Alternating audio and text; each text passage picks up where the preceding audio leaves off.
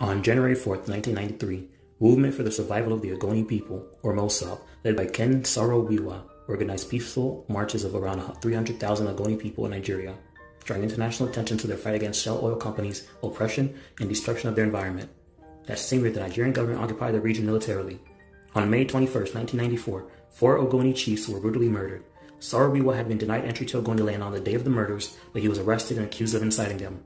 He denied the charges but was imprisoned for more than a year before being found guilty and sentenced to death by a tribunal. The same happened to 8 other MOSOP leaders who, along with Saro-Wiwa, became known as the Ogoni Nine. Some of the defendants' lawyers resigned in protest against the alleged rigging of the trial by the Abacha regime.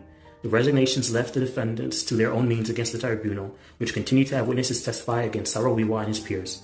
Many of these supposed witnesses later admitted they had been bribed by the Nigerian government to support the criminal allegations.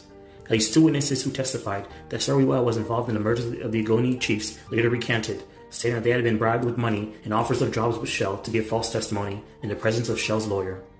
The trial was widely criticized by human rights organizations, and 6 months later, Saro-Wiwa received the Right Livelihood Award for his courage, as well as the Goldman Environmental Prize.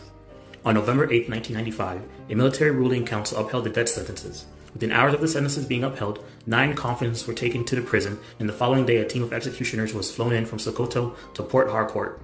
On November 10, 1995, the Ogoni Nine were taken from the army base where they were being held to Port Harcourt prison. They were told that they were being moved to Port Harcourt because it was feared that the army base that they were being held in might be attacked by Ogoni protesters.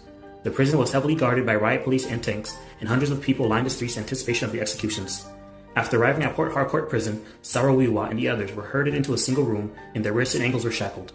They were then led one by one to the gallows and executed by hanging, with Saro-Wiwa being the first. It took 5 tries to execute him due to faulty equipment.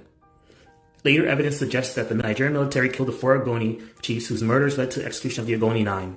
The evidence also reveals that Lieutenant Colonel Paul Okuntimo, whose troops were implicated in other crimes, was in the pay of Shell at the time of the killings and was driven around in a Shell vehicle.